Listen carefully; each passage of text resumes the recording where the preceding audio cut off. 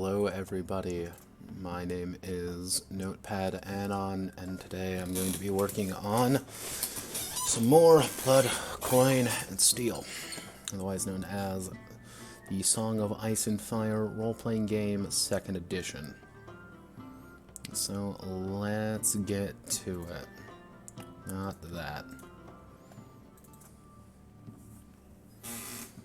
Yesterday we went through the main book, the Blood, Coin, and Steel, right here. So today we're going to go through first of the major expansions that were written.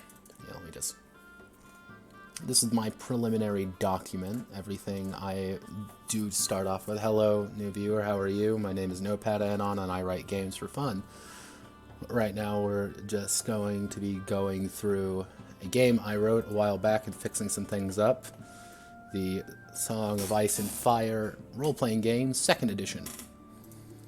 And I'm going to be going through it to make things prettier and nicer. Yesterday I went through and fixed the core book up. That was 109 pages of me losing my mind, but I did it all right. So today what I'm going to do is I'm going to be reviewing what's been written so far and updating everything as need be. Where is my handy dandy little document I have? I don't have it, so we're just going to have to go through it one at a time. Now, the main crux of Song of Ice and Fire Role-Playing 2nd Edition were these. These were the major expansions. These are the things that really contributed to making it the way it is. Currently there are 6 of them. Taking the Black, all about being part of the Night's Watch, Robert's Rebellion, Essos, Dancing with Dragons, Blackfire Rebellion and Dynasties, and Aegon's Conquest, each of these covering a significant part of the history or world of An Ice and Fire. So let's see. We're gonna go through our first one thing, Taking the Black. See here, we got some nice pictures. Also, if you see that in the corner there, that white blotch, this is my notepad, where I write everything, usually. So that's only really going to be used if in case I need to write something. Now this is going to be at 150%, so you guys can see it a little bit better. And if anything is not working, feel free to leave a message in the chat. It's open. Or if something is too loud or not too loud. Cool. So let's get going. Also, the music for today is medieval fantasy music, medieval market, folk traditional instrumental by traditional music by Eric Grimm and the Fletchers, or Features. F-I-E-C-H-T-E-R-S.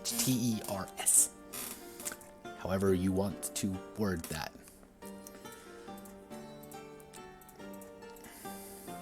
So let me just... Alright. Why are you here? No way. So this was before I started doing a lot of things. Applying this. Titles in Google Documents. These things save lives and allow you to insert, where are they? Table of contents, which are really nice for making sure that people can see where it's going. Also, if there's ever a need to see like artist credits, feel free to. I have a majority of things do have artist credits. I say a majority. I am only human. So let's get going. We're going to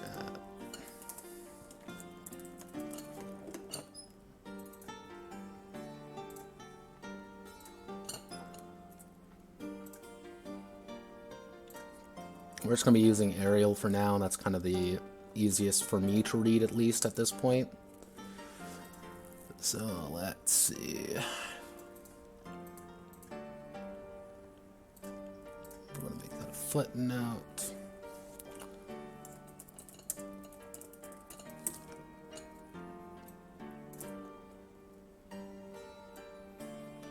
One of the key things about writing of any of these kind of books is keen to keep the information as simple as possible.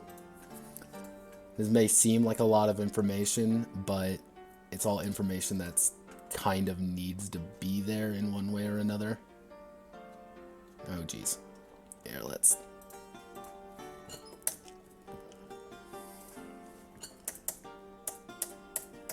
Always see if you can't save space. So we have all of the various years. It's funny, I have the thing called literally footnote here, however, I didn't make it a footnote, so let's do that real fast. Control X, Control, there we go. So let's see, now this was all part of the Song of Ice and Fire Roleplaying book that came out back in 2010? Do not quote me on that. However, it did have a lot of information regarding how this works. And kind of a lot more of the Night Watch in general that don't really go into the books or the show at all. Now, I based this a lot off the books, so bear that in mind in case you're like, wait a second, that's not quite how the show says it.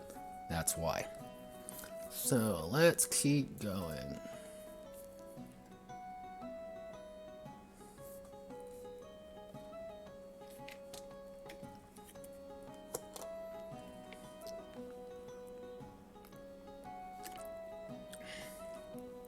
I do like putting these little side notes here. I don't know if it's easy to read, but if we go off this and kind of the years that were given, there's been 12 commanders that have only served like 8 years apiece, which is kind of weird when it comes to the Night Watch, and you'll notice that going forward with a lot of George R. R. Martin stuff, and kind of in here is that sometimes dates don't make a lot of sense. So...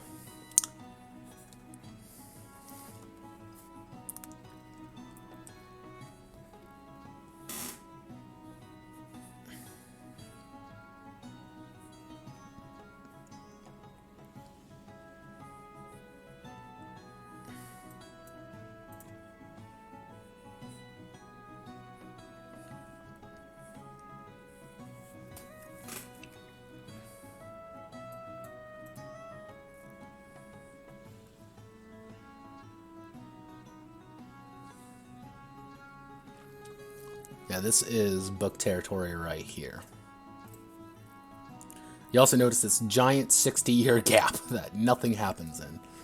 But we don't talk about the 60-year gap. So let's see.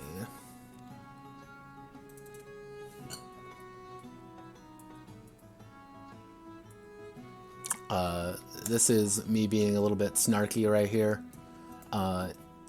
There was a request to go kind of more off the show, because at this point, this is when the show was... This was written right after the show ended, if I remember. Yeah, it was written right after the show ended. So, my snark went out a little bit here. And... spoiler alert.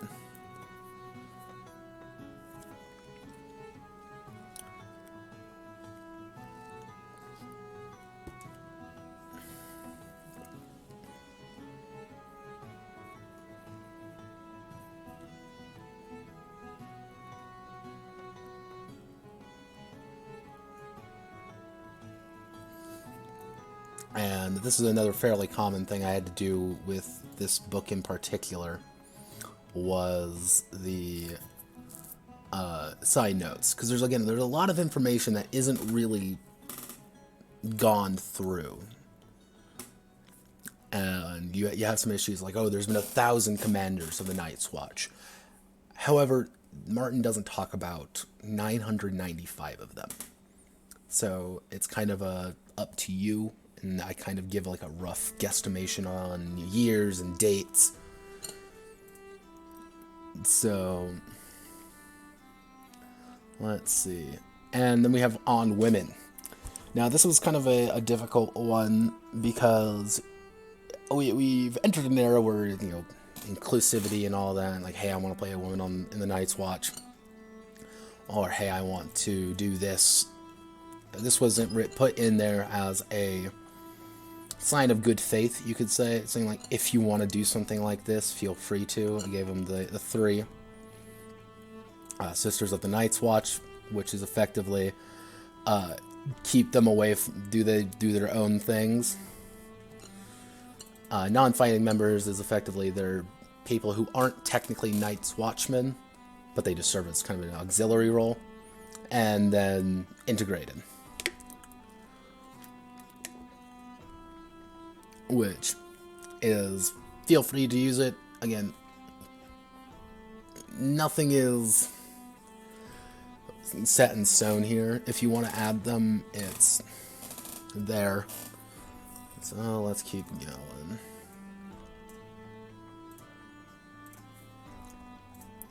If you were to, you know, put a gun to my head and ask, hey, would you add women to your Night's Watch campaign, I would probably say no, but that's just a me thing.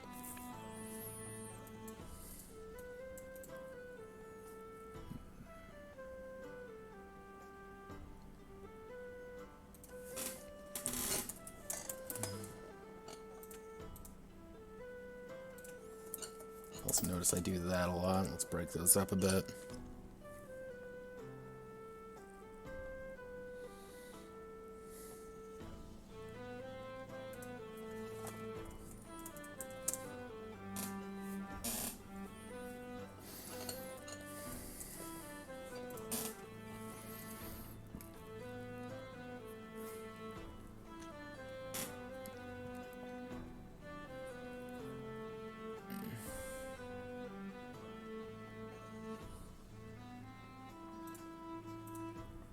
Yeah, this isn't really I call it a benefit right here than actually being a part of the Night's Watch, but it's not really a benefit, nor is it really a drawback. It's just a fact of life that you are a Night's Watchman, and then you come with all the problems and issues associated with it. So let's keep going.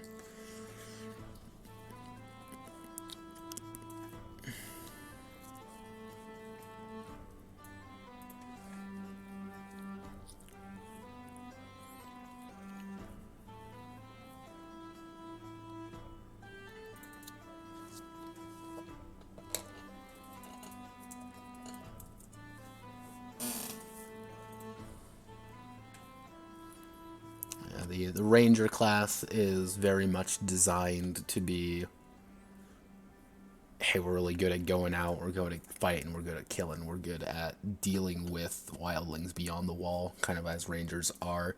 Majority of characters would probably be Rangers. As you can kind of see here with Stewards and Builders, I kind of put them together because I didn't want them to be necessarily like, oh, you have to select, you know, everyone has to be Rangers, or oh no one can be anything other than Rangers to have fun. No, I wanted to make sure that if you want to play Steward or you want to play Sam, you can play Sam, and they get a lot of little things, a lot of little benefits, such as being a Maester, which is actually a pretty good big one, or being able to jerry-rig things.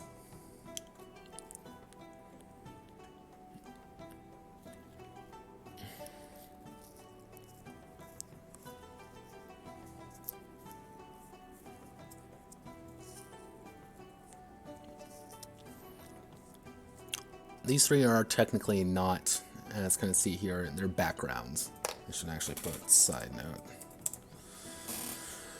And let's see. This includes full skills for system character in this action.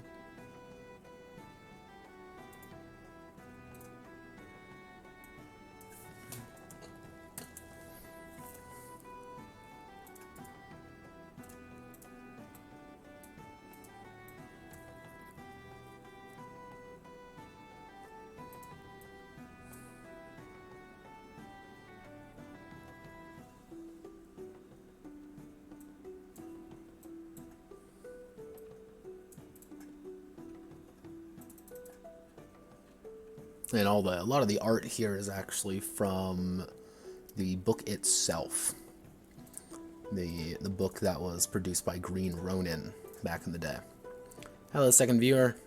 My name is Notepad Anon, and we are currently going through Taking the Black, section of the Song of Ice and Fire role-playing game, second edition thing that I wrote about 6 months ago. We're just going through everything and fixing things up. If you have any questions, feel free to leave a message. I am willing and able to answer just about anything.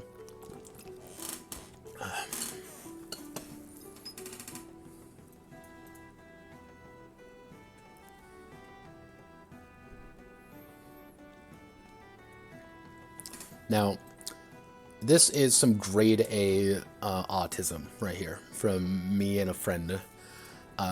Thank God for math majors. So, what it was is there's less than 1,000 men in the Night's Watch at this point, and we have to assume that at 0, when Aegon invaded, it was 10,000 men. That's what it says. There's 25 to 30 men a year that it leaves.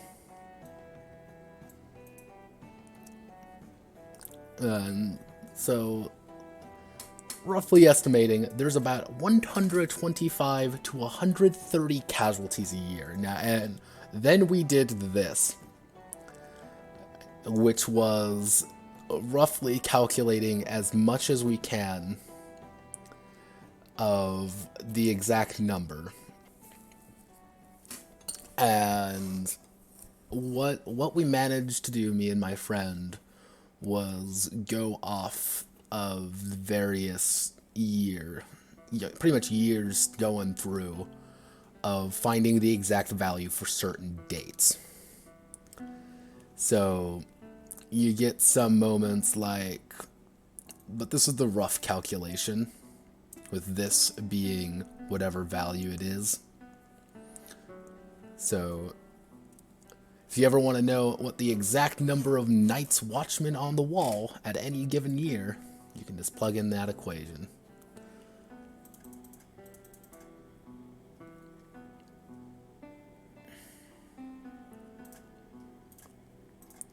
And here I thought I was going to be a writer.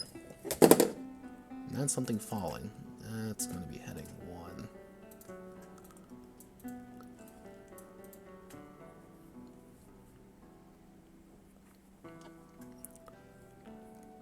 Yeah, one of the difficult things about being a Night Watch and being in part of this game in general is that it encourages you to have a group, i.e. your castle. So being a part of a castle is kind of your group, rather than being part of a noble house or being part of a clan, as in other sections of it, kind of what the game was built around. So I had to write this up kind of from the ground up, and went through all the various castles and what states they can be in. So let's see, we want to put you in heading 2.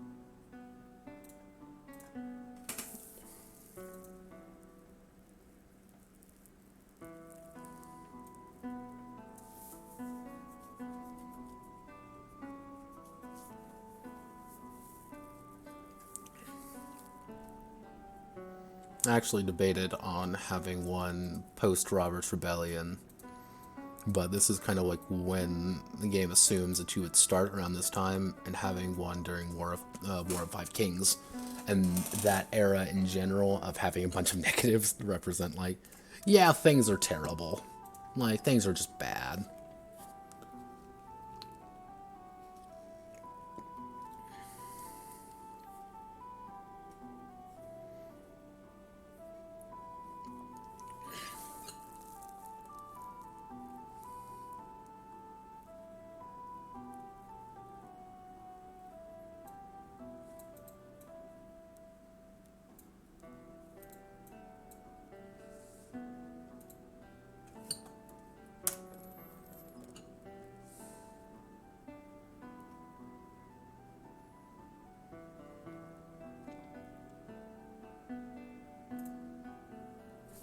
Yeah, these aren't too pretty. Is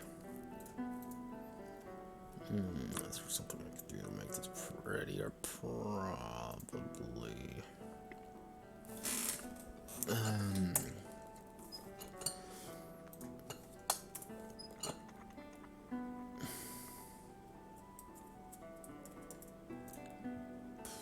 No, that's fine.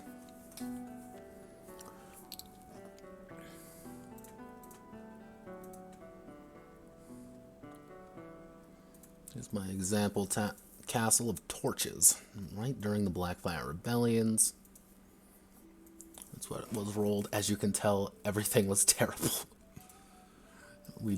I did end up spending on power, population, wealth.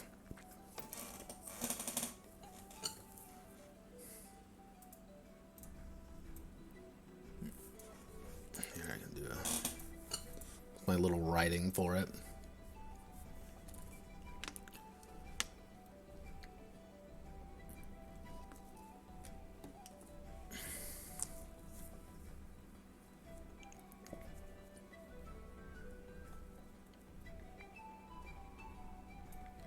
And one thing I wanted to get across was that you were always dwindling in resources with the watch. You never have enough stuff. And even like torches in general, like their entire thing is that they are hemorrhaging wealth. They are hemorrhaging resources, and they need to kind of get all of that, they need to convert their land directly into wealth just so they can pay for all their rangers. They need to send their rangers out every time to get stuff because they don't have what they need. So let's see.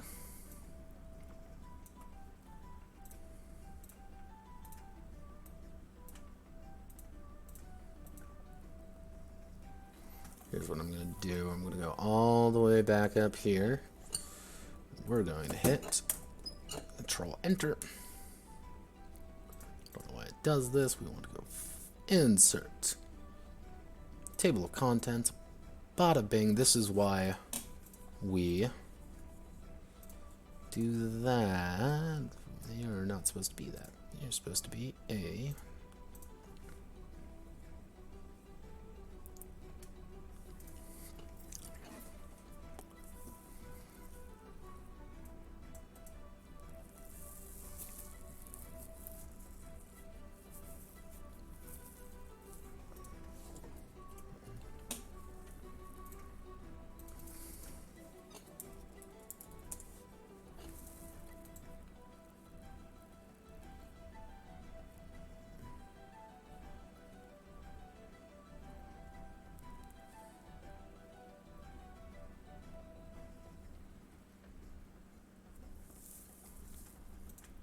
Yeah, my little note down here, which is like, Lamau, this isn't canon.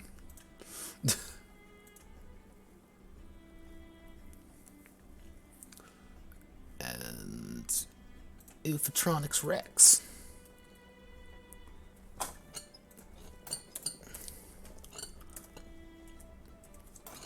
And we want to do that. Yeah, it looks like okay.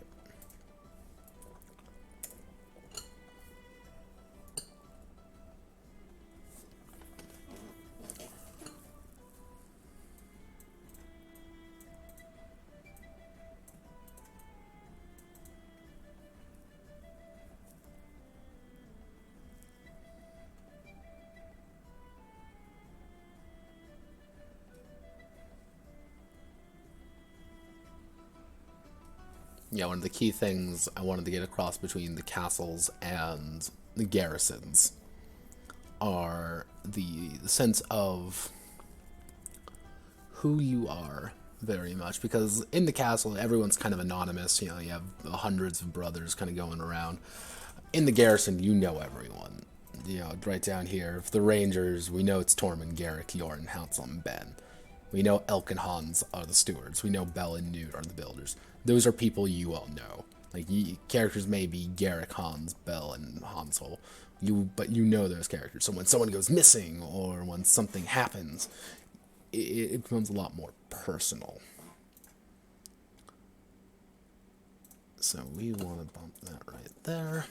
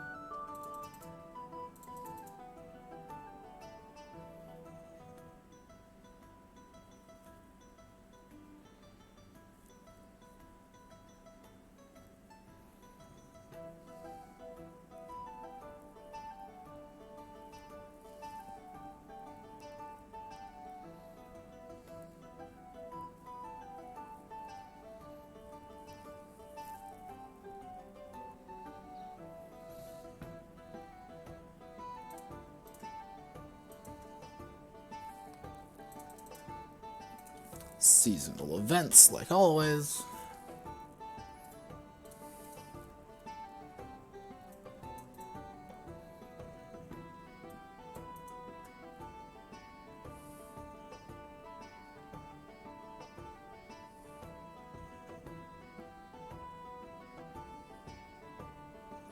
Yeah, this is the oof moment right here. Is majority of the time you're only rolling about 1d6 for your seasonal events, so you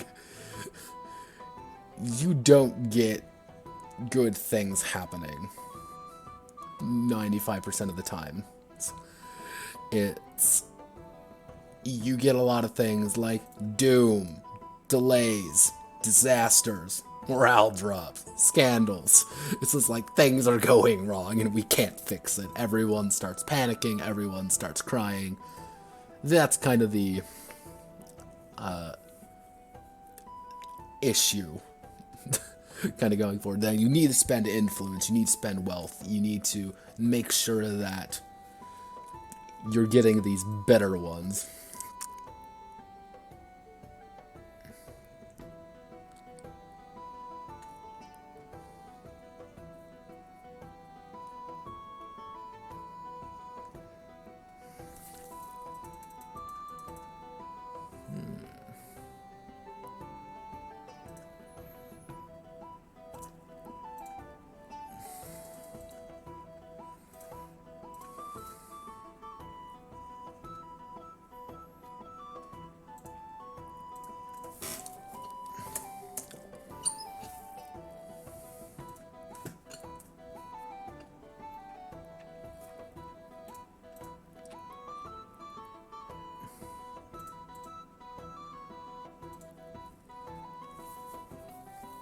Now we have some random things, bird's eye expeditions, and random things occurring. And let's see, did I actually post the map? No, I didn't. But the map's actually kind of interesting here. Let me see.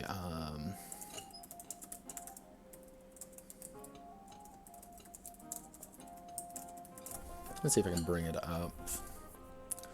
Oh, right here. Nope, that's not it. Where are you? You gonna let me find something? Is that it?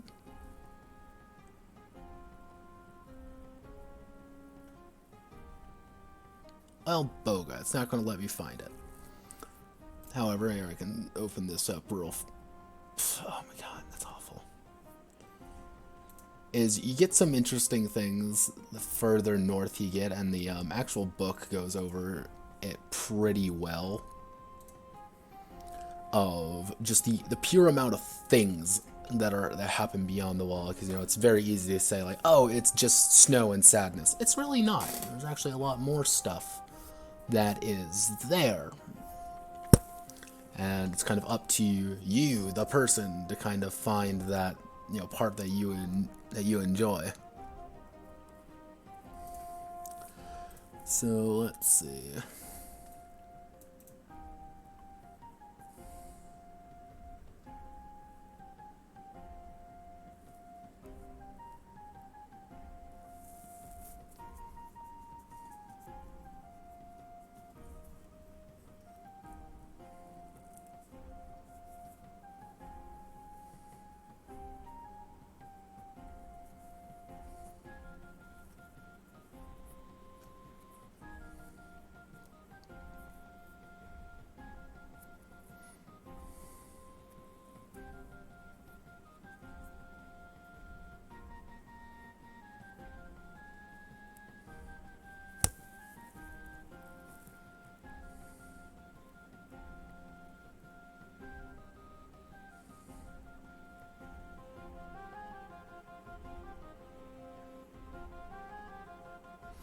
Yeah, as you can see, the further north you go, the worse your results come. Even good soldiers don't usually make it, past too far.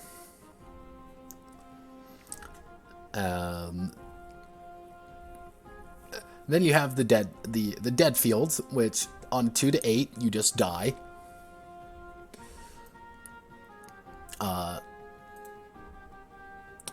But if you come back, everything's good.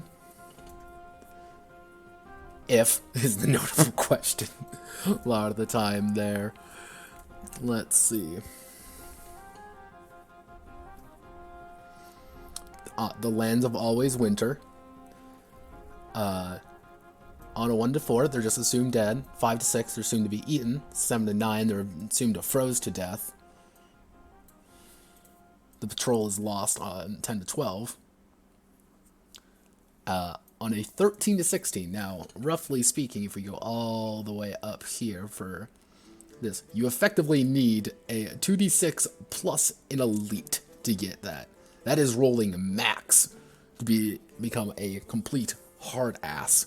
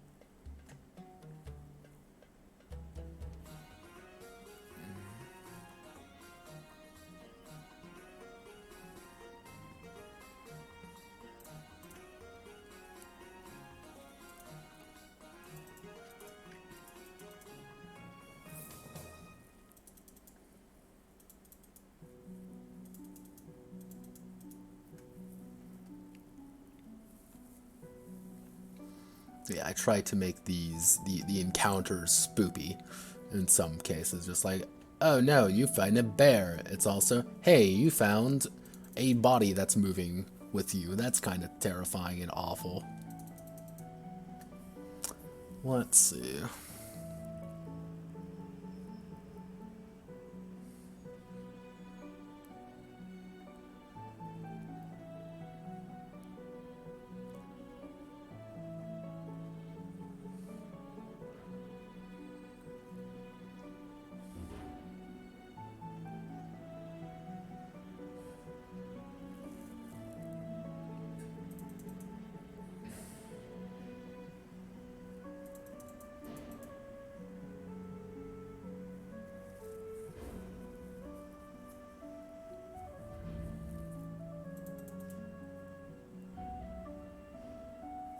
Yeah, the survival system that I had in place was scrapped in favor of something a little bit more easy, to say the least. I didn't want to do something like really in-depth, really like scary.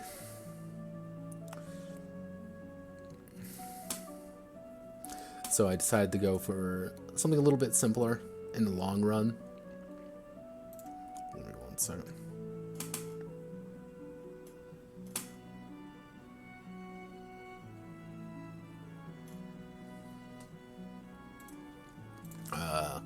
Let's keep going here. We're just wanted to heading 1. Now the King Beyond the Walls This was a little fun. This is a fun section to write. Let's see.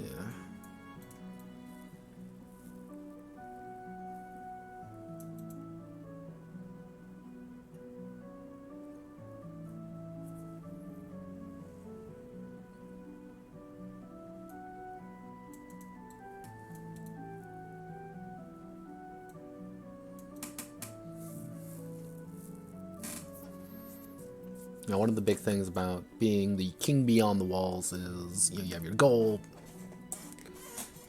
who you're actually fighting, the mysticism behind it, and the personality of them. And it's kind of the moving all of these together, you get a king beyond the wall.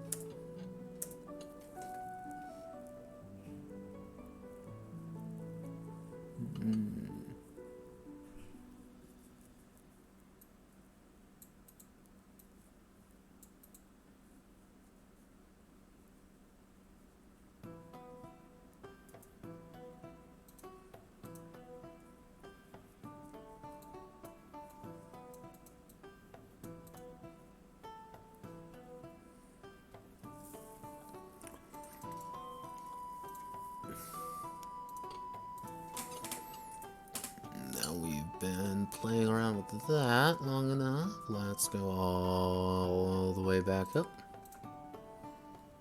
And that. Now we have this is nice and pretty like. We like nice and pretty things.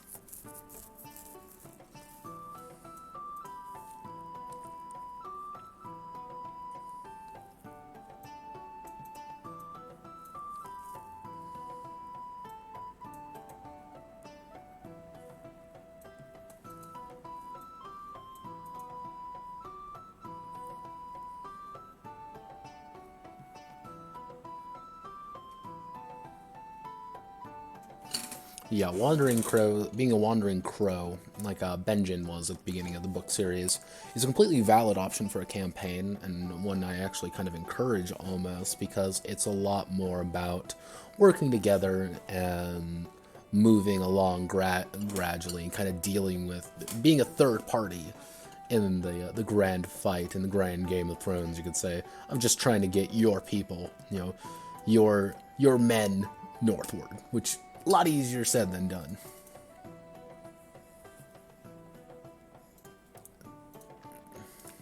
My ending words,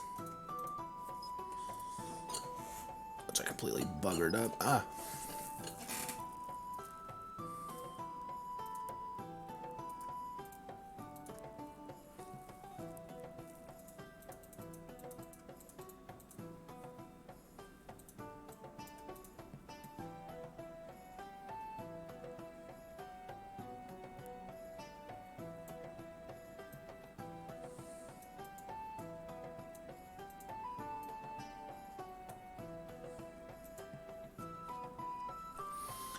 Alright, that should be fully updated here. Let me hit the nice little button there.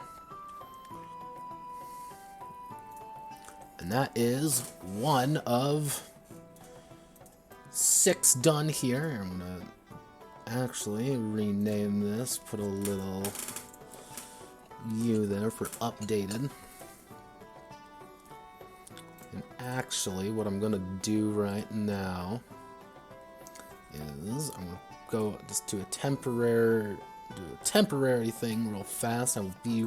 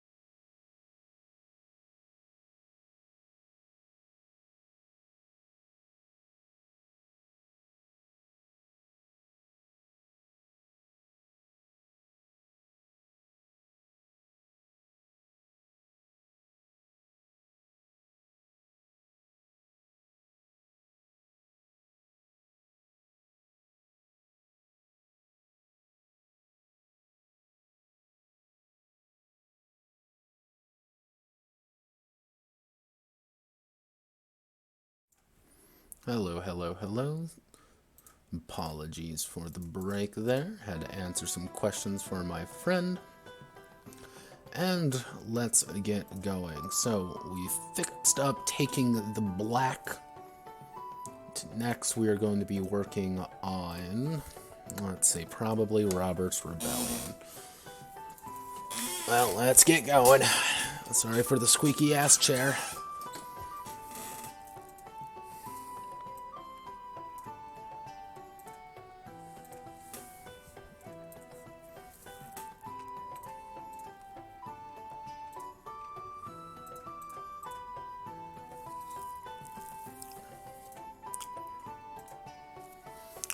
Alright, here we go.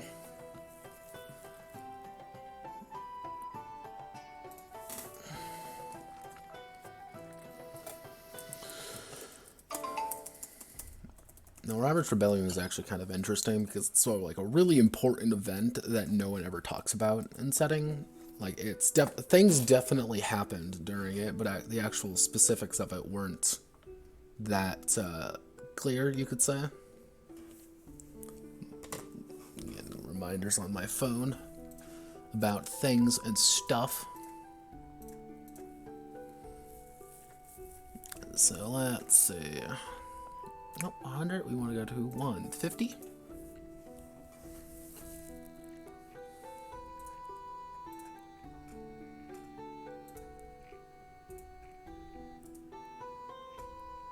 Manning a trial by combat.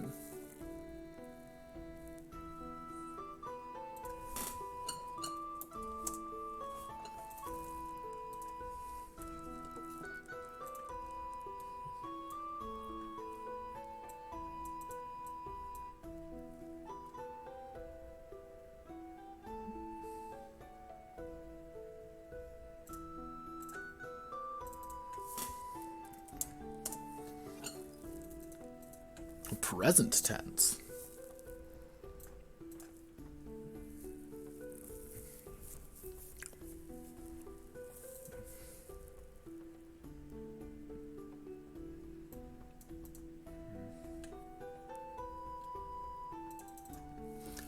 Yes, my first round of alternatives, which is kind of important because the alternatives are something that I put throughout all the books. Night's Watch wasn't really like a big one that I had to worry about just because of its nature, but for like Robert's Rebellion and kind of going forward, yeah. So that's what we have: the Iron Stag, which was Rhaegar and Robert both kill each other.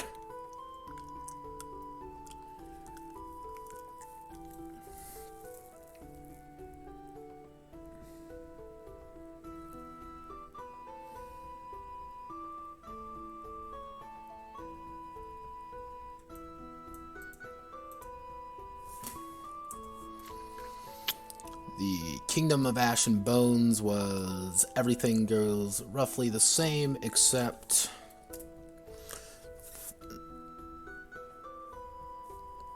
yes, it was Ares' plan goes through and everyone fucking dies in King's Landing during this time.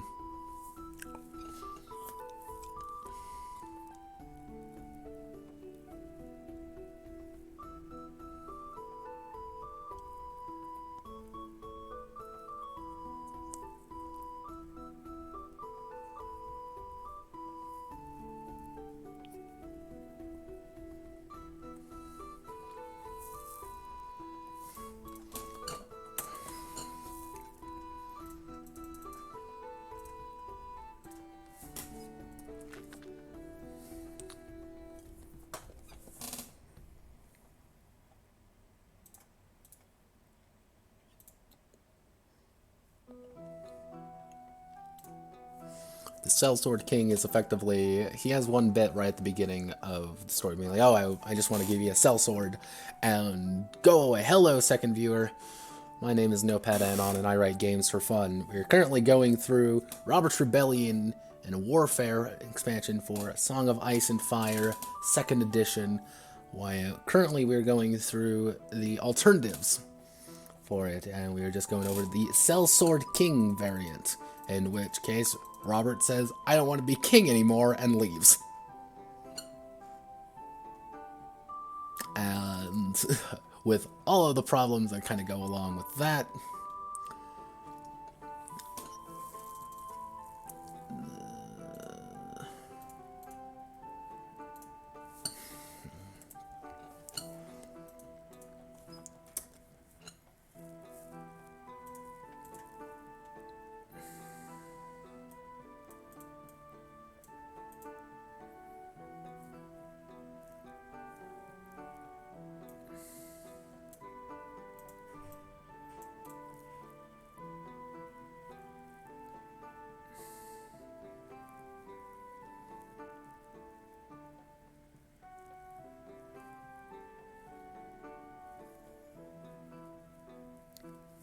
yeah, the She-Wolf and Stag one variation was primarily based around the idea that Lyanna lives, one, and it's Robert's untimely death, as that would most likely occur, is dealing with more true-born children rather than Joffrey, Marcella, and Tommen. You're dealing with 3 children who are very legitimate to him, with all of the problems and issues associated with it.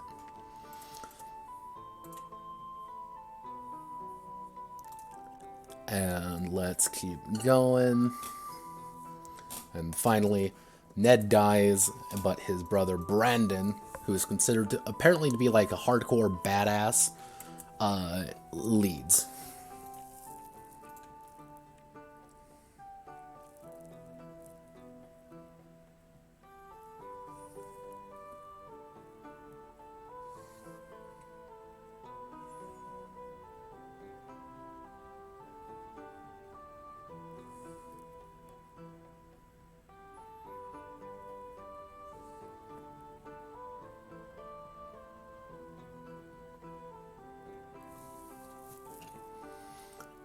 I should actually add a picture here. I'll think about that.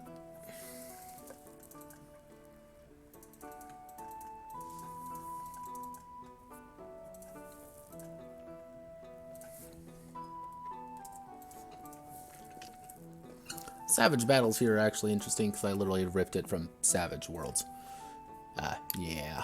We don't talk about me gracefully ripping things away from other much better games.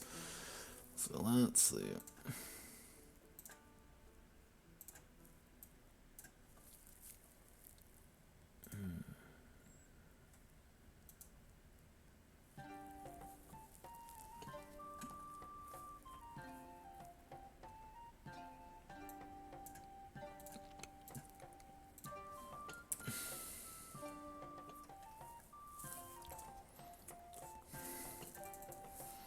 Notepad Anon brute force. Brute force is a mass combat system.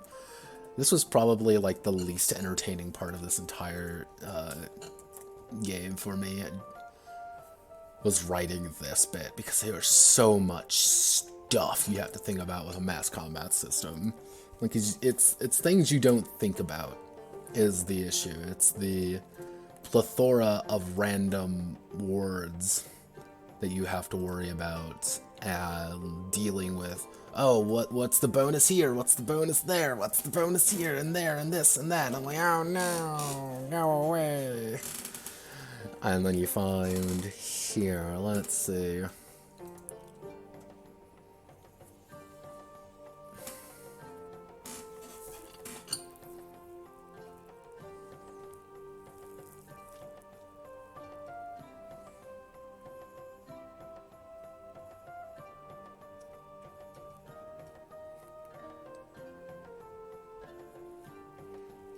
Yeah, no, I went. Yeah, I tried to kind of, again, it's very much brute forcing it. You know, you have these four things. I primarily use the Barbarians of Lemuria way of doing it, the one in the main book, you can call it. I debated on... I heard that everyone liked the Savage World system. I wasn't a huge fan of it initially. But I also am not a huge fan of Savage Worlds, so take that with a grain of salt.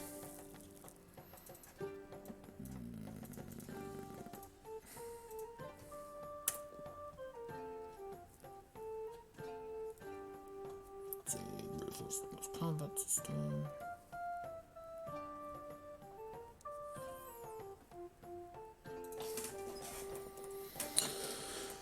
Good old secondary.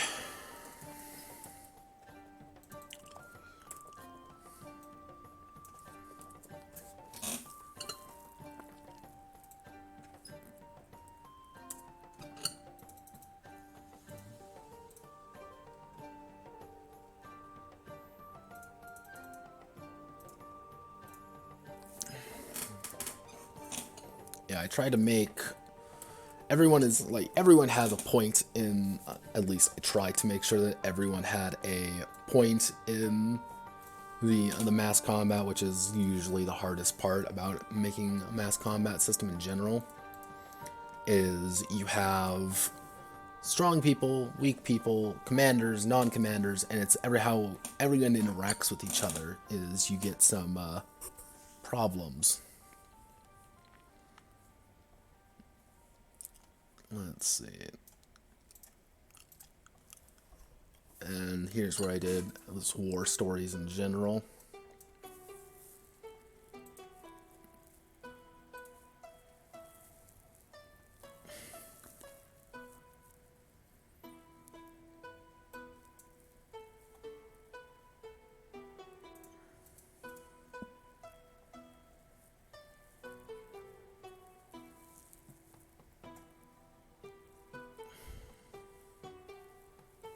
I actually based this entire section off the board game, actually, by Fantasy Flight Games.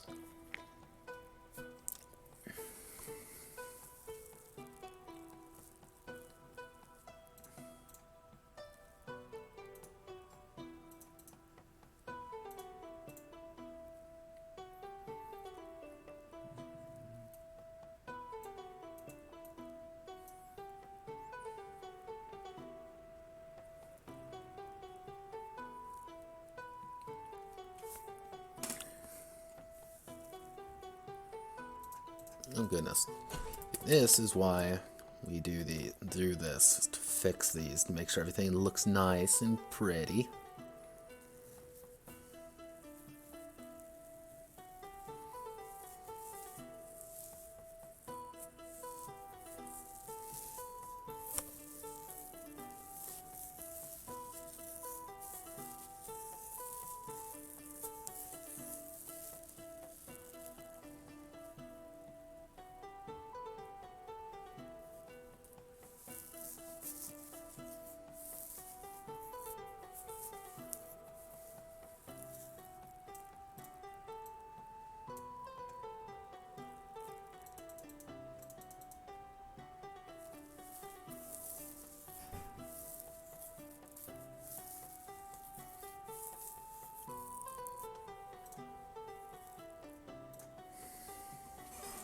My side note for the narrator, let's...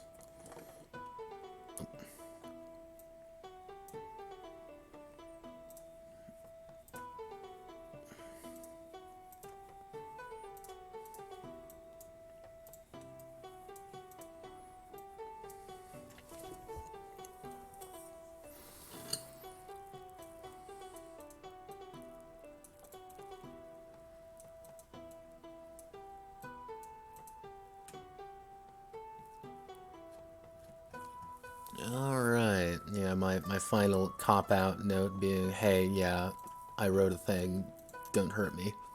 Plus.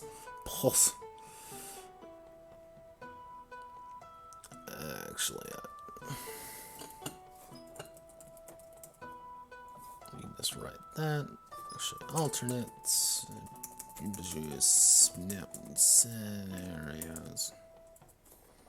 If I can't spell because I am dumb.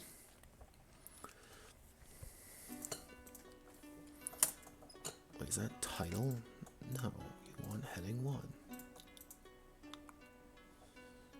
And normal text, insert. Table of contents. And you may be wondering, why do we like table of contents? We like table of contents because we can do this. Just click to it. It's very nice, very convenient. Makes things go a lot faster.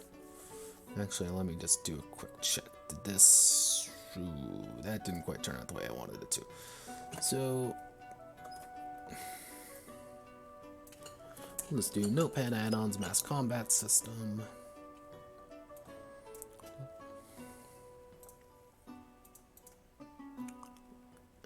Alright, there we go.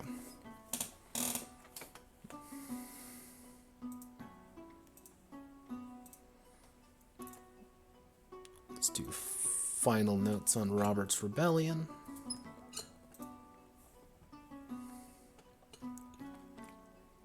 And there we have it. We are done with 2 of the major expansions. Let's see, I have been streaming for a little over an hour at this point. Let's see.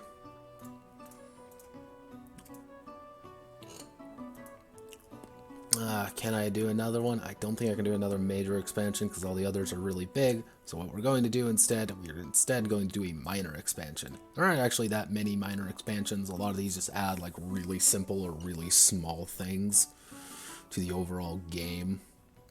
I'll do the Greyjoy. That's actually a terrible idea. Greyjoy's long. We'll do Valyrian Steel. Valyrian Steel and the Weapons of Westeros. This was directly made in response to, hey, we want more weapons. So I decided to make more weapons. And it is 10 pages of weapons. So many goddamn weapons.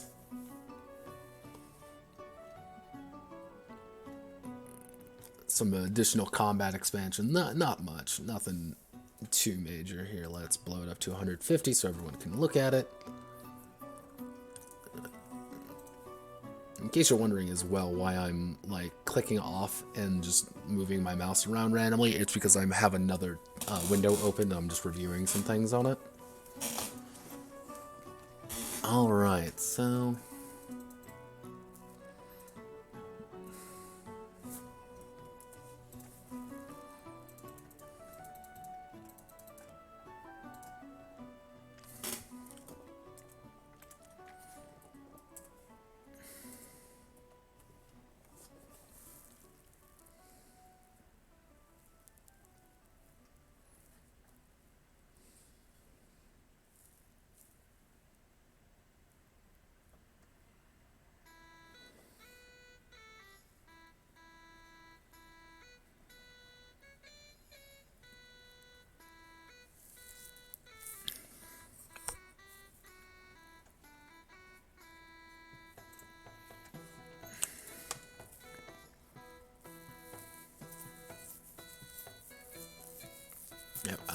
I do have all things Valyrian steel weapon wise, including maces.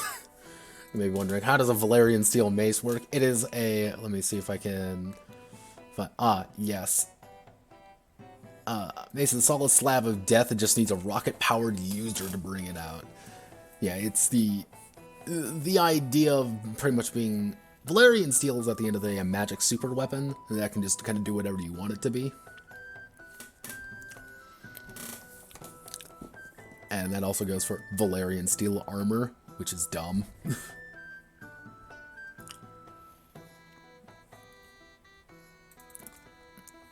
Good old heirloom weapons.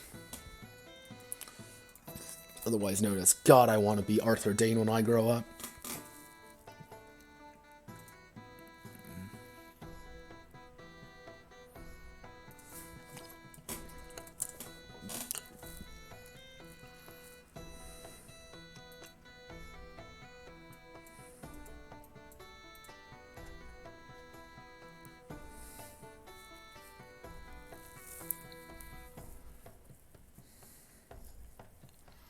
Yeah, the idea of heirloom weapons is that they gain perks a lot more gradually.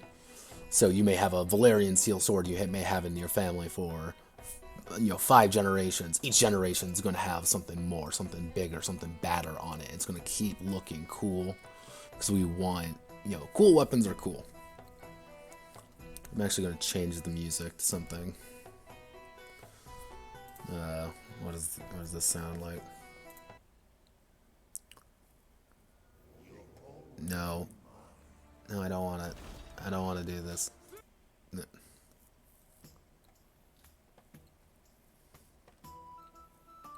Thanks, I hate it. Okay, we're going to... Cool, we're going to more Soviet wave. This is our Game of Thrones inspired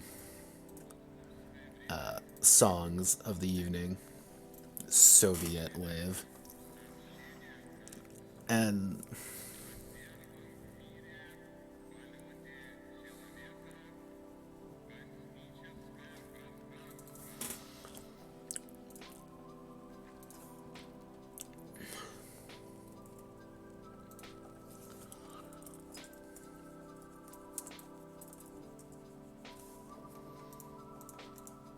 because everybody likes having their brand new toy to play with.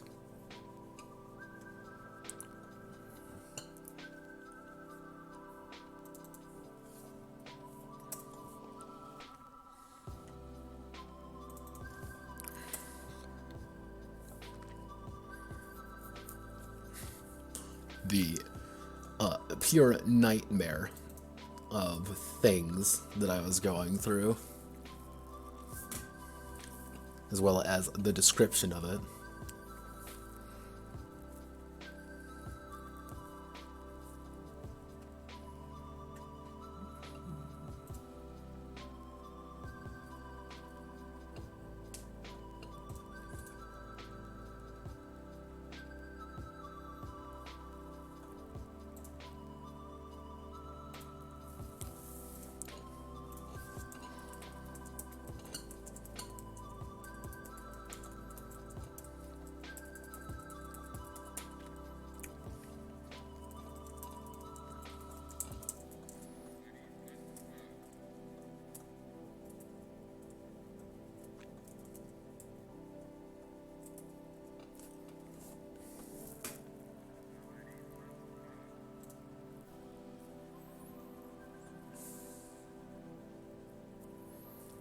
Let's see. I know you get some more ridiculous weapons like the ball and chain.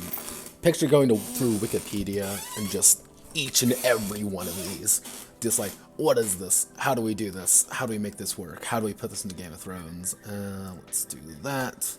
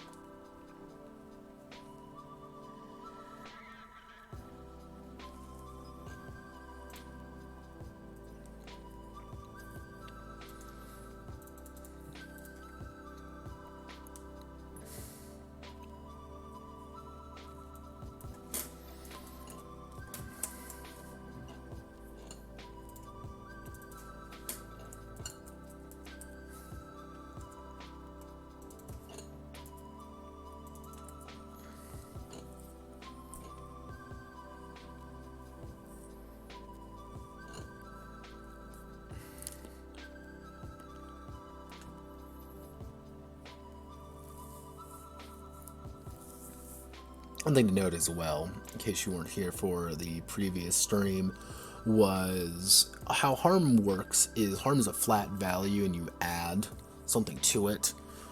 Or for melee weapons, while I do enjoy actually rolling dice for range weapons, and my usual split between that is the idea is that it's more reliant on the person swinging the weapon than the actual weapon itself. So I may be an incredibly strong individual.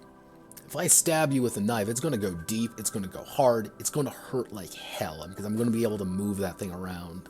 While someone like a child with a knife is not going to do nearly as much.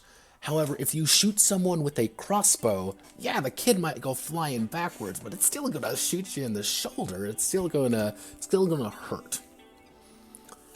And it doesn't really matter what your skill is per se.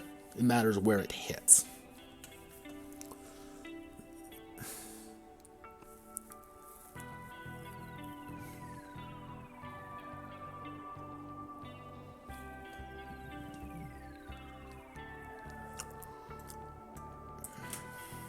I don't know why I capitalized crossbow in so many places.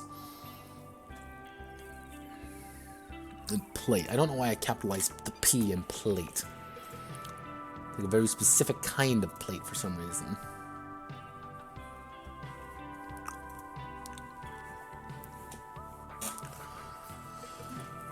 Oh. Nope.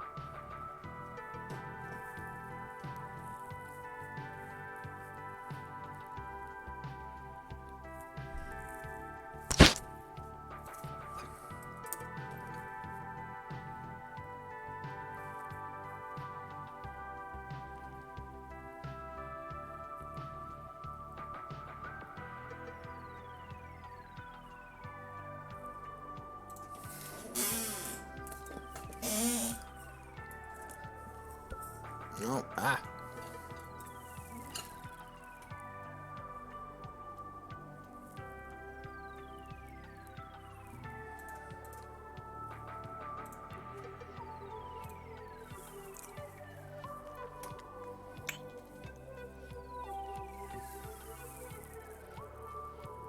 I tend to have fun with these, such as making little off comments like this. And the reason is that I feel like you have to have humor when going through these just massive lists, just weapons and stuff, because it's just stuff at the end of the day. It's numbers and words. And sometimes it takes forever to go through, and you need something kind of more amusing to read. To kind of like say, oh, all right, that's fun. I enjoy this. Or, hey, I get this. You made a funny, pointing dramatically at it. I should.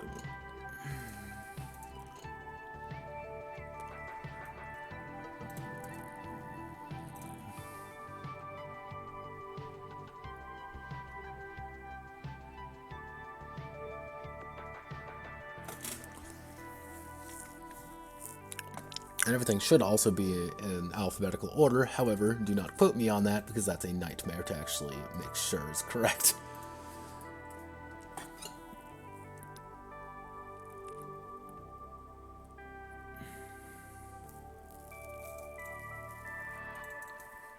And as always, I have my rule 0 rule right here, just in case someone's just like, hey, I want to make my own thing, or hey, I want to do my own thing. I like it when people make their own things. I want people to design things inside of another system. I think that's what really separates tabletop RPGs from a lot of different kinds of games, is the ability to add things pretty easily. Do I have any other? No. If you also notice as well, I literally use For Honor artwork. Thanks, For Honor. I don't actually play you, but I sure as hell am going to use your concept art.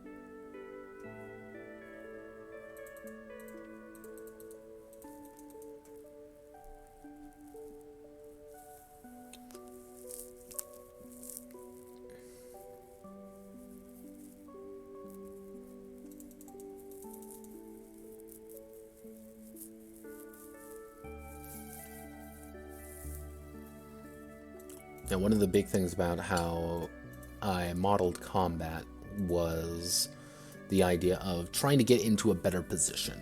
The idea is to maneuver into the best position possible for you to do a thing.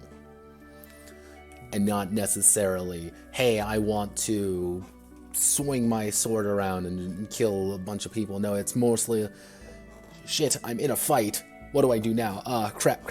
Let's put myself in the best position I can and then go for my big hill. Go for my big kill. Go for my big thing.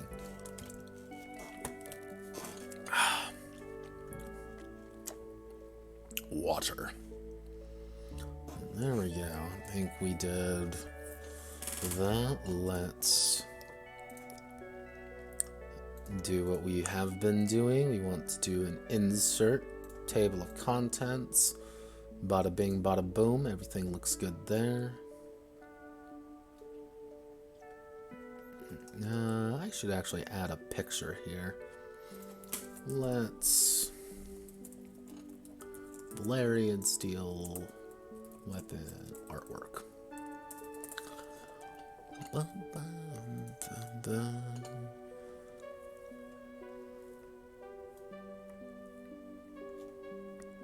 see, can I see anything here? Probably not. Nope, not gonna worry about it.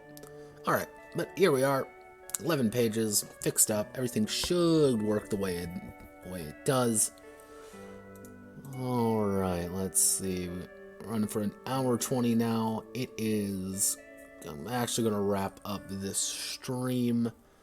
Well, thank you, whoever stuck around, or if there's been multiple people, thank you very much for hanging out, listening to me talk to myself.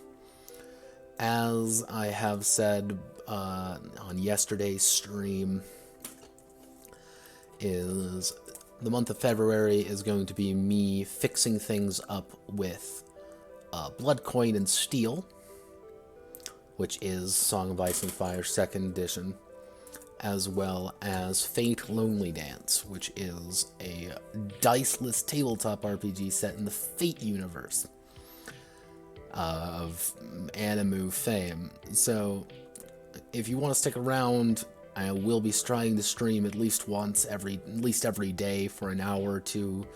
Don't really count me in for any specific hours, though, but I enjoy it when you guys enjoy it. I haven't had anyone really talk in. I usually only have 1 to 2 viewers at any one time, but to all of you guys, thank you.